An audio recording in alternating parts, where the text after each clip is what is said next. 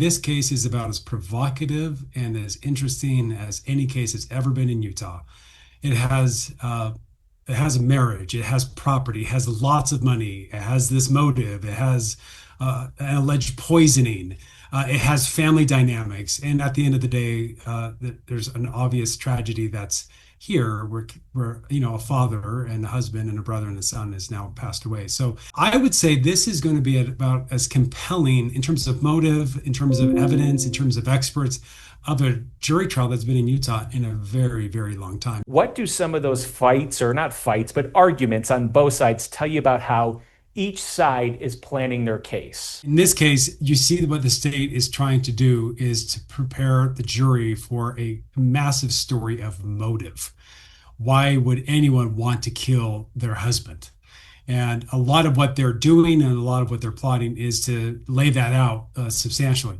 And then on the other side, what you have is the defense trying to explain or show that really anybody could have administered this, or this could have been an accidental overdose, or this could have been self-administered, or something like that. So they're trying to distance their client away from potential motive and just show that, hey, the state really can't prove this beyond a reasonable doubt that our client actually was involved in this. Is there anything that we can take from that as to how the court is determining that the court feels that a fair jury can be seated in this case? One of the objectives of the defense is not only what's going to happen during the trial, but what can happen upon appeal.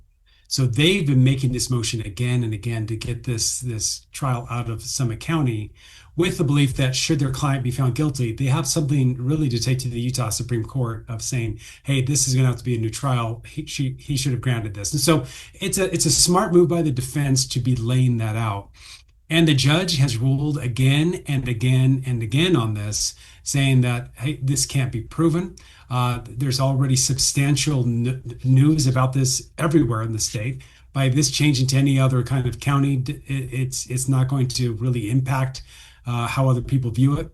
And so the judge, again, to his credit, just kind of stuck by his guns and said, there's not a basis legally for me to permit this to be going to any place else other than where this happened, which was in Summit County.